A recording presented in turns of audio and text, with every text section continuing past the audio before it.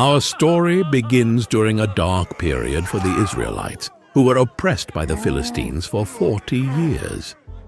In the town of Zorah, there lived a man named Manoah from the tribe of Dan. Manoah's wife was barren and had no children. One day, the angel of the Lord appeared to her and said, "You are barren and childless, but you are going to become pregnant and give birth to a son. Now see to it that you drink no wine or other fermented drink, and that you do not eat anything unclean. You will become pregnant and have a son whose head is never to be touched by a razor, because the boy is to be a Nazirite, dedicated to God from the womb. He will take the lead in delivering Israel from the hands of the Philistines." Excited and amazed, the woman ran to tell her husband about the angel's message. Manoah prayed to the Lord, asking him to send the angel again to teach them how to bring up the boy. God heard Manoah's prayer, and the angel returned. Manoah asked the angel, "When your words are fulfilled, what is to be the rule that governs the boy's life and work?" The angel reiterated the instructions. Manoah's wife must do all that he had commanded her. Soon after, Manoah's wife gave birth to a son, and they named him Samson. As Samson grew, the Lord blessed him, and the Spirit of the Lord began to stir him while he was in Mahaneh-dan, between Zorah and Eshtaol. As a young man, Samson went down to Timnah, where he saw a Philistine woman. He returned home and told his parents, "I have seen a Philistine woman in Timnah. Now get her for me as my wife." His parents were dismayed that he wanted to marry a Philistine, asking, "Isn't there an acceptable woman among your relatives or among all our people? Must you go to the uncircumcised Philistines to get a wife?" But Samson insisted, "Get her for me. She's the right one for me." His parents did not know that this was from the Lord, who was seeking an occasion to confront the Philistines. On his way to Timnah, Samson encountered a young lion. The forest was dense and the path narrow when suddenly a roar pierced the air. A young lion, fierce and wild, charged at Samson. The Spirit of the Lord came powerfully upon him, and with a surge of divine strength, Samson tore the lion apart with his bare hands, as one might tear a young goat.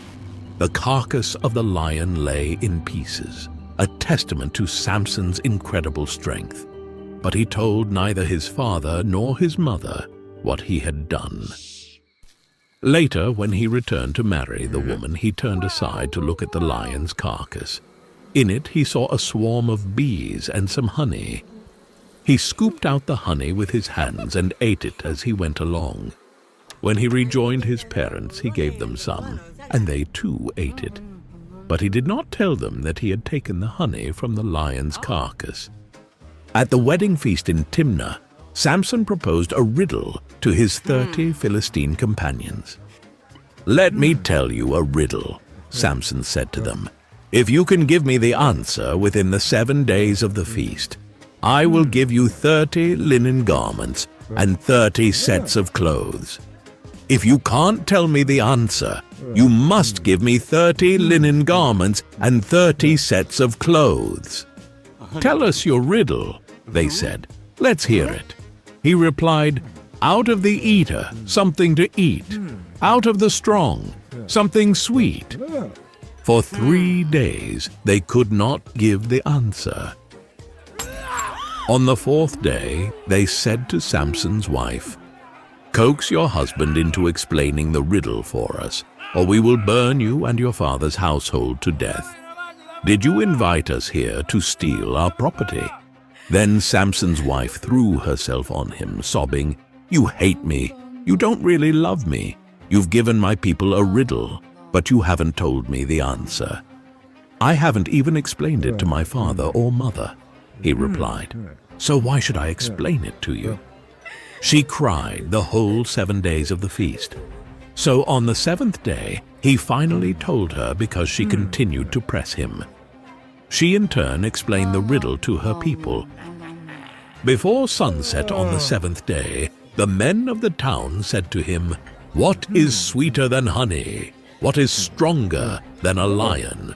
Samson said to them, "If you had not plowed with my heifer, you would not have solved my riddle." Then the Spirit of the Lord came powerfully upon him.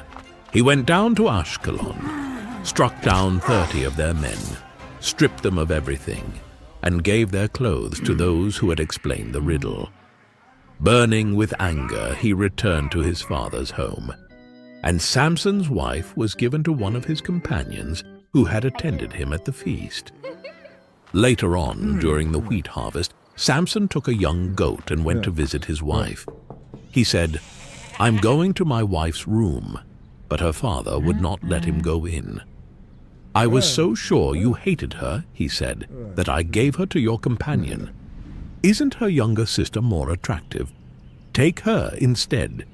Samson said to them, "This time I have a right to get even with the Philistines. I will really harm them." So he went out and caught 300 foxes and tied them tail to tail in pairs. He then fastened a torch to every pair of tails, lit the torches, and let the foxes loose in the standing grain of the Philistines. Fields were ablaze, the smell of burning crops filled the air, and the cries of the Philistines echoed as their livelihood went up in flames. He burned up the shocks and standing grain together with the vineyards and olive groves. When the Philistines asked, "Who did this?" they were told, "Samson, the Timnite's son-in-law, because his wife was given to his companion."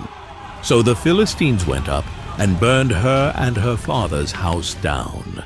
Samson said to them, "Since you've acted like this, I swear that I won't stop until I get my revenge on you." He attacked them viciously and slaughtered many of them. Then he went down and stayed in a cave in the rock of Etam. The Philistines went up and camped in Judah, spreading out near Lehi. The people of Judah asked, "Why have you come to fight us?"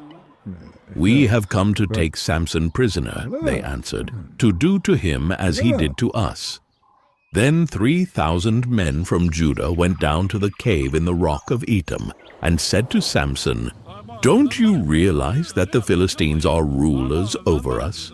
What have you done to us?" He answered, "I merely did to them what they did to me." They said to him, "We've come to tie you up and hand you over to the Philistines." Samson said, "Swear to me that you won't kill me yourselves." "Agreed," they answered. "We will only tie you up and hand you over to them. We will not kill you." So they bound him with 2 new ropes and led him up from the rock. As he approached Lehi, the Philistines came toward him shouting. The Spirit of the Lord came powerfully upon him. The ropes on his arms became like charred flax, and the bindings dropped from his hands. Finding a fresh jawbone of a donkey, he grabbed it and struck down 1,000 men. The ground was littered with the fallen, Samson standing tall, bloodied but victorious, the jawbone clutched in his hand. Then Samson said, "With a donkey's jawbone I have made donkeys of them. With a donkey's jawbone I have killed 1,000 men." When he finished speaking, he threw away the jawbone, and the place was called Ramath Lehi. Because he was very thirsty, he cried out to the Lord, "You have given your servant this great victory. Must I now die of thirst and fall into the hands of the uncircumcised?" Then God opened up the hollow place in Lehi, and water came out of it. When Samson drank, his strength returned, and he revived. So the spring was called Enhakkore, and it is still there in Lehi. One day, Samson went to Gaza, where he saw a beautiful woman. He went in to spend the night with her. The people of Gaza were told, "Samson is here." So they surrounded the place and lay in wait for him all night at the city gate. They made no move during the night, saying, At dawn we'll kill him." But Samson lay there only until the middle of the night. Then he got up and took hold of the doors of the city gate, together with the 2 posts, and tore them loose, bar and all. He lifted them to his shoulders and carried them to the top of the hill that faces Hebron. The sheer power required to uproot and carry city gates was a display of Samson's incredible strength and defiance. Some time later, he fell in love with a woman in the valley of Sorek, whose name was Delilah. The rulers of the Philistines went to her and said, "See if you can lure him into showing you the secret of his great strength, and how we can overpower him so we may tie him up and subdue him. Each one of us will give you 1,100 shekels of silver." So Delilah said to Samson, "Tell me the secret of your great strength and how you can be tied up and subdued." Samson answered her, "If anyone ties me with 7 fresh bowstrings that have not been dried, I'll become as weak as any other man." Then the rulers of the Philistines brought her 7 fresh bowstrings that had not been dried, and she tied him with them. With men hidden in the room, she called to him, "Samson, the Philistines are upon you." But he snapped the bowstrings as easily as a piece of string snaps when it comes close to a flame. Then Delilah said to Samson, "You have made a fool of me. You lied to me. Come now, tell me how you can be tied." He replied, "If you weave the 7 braids of my head into the fabric on the loom and tighten it with the pin, I'll become as weak as any other man." So while he was sleeping, Delilah took the 7 braids of his head, wove them into the fabric, and tightened it with the pin. Again she called to him, "Samson, the Philistines are upon you." He awoke from his sleep and pulled up the pin and the loom with the fabric. Then she said to him, "How can you say, 'I love you,' when you won't confide in me? This is the 3rd time you have made a fool of me, and haven't told me the secret of your great strength." With such nagging she prodded him day after day until he was sick to death of it. So he told her everything. "No razor has ever been used on my hair," he said, "because I have been a Nazirite dedicated to God from my mother's womb. If my head were shaved, my strength would leave me, and I would become as weak as any other man." When Delilah saw that he had told her everything, she sent word to the rulers of the Philistines, "Come back once more.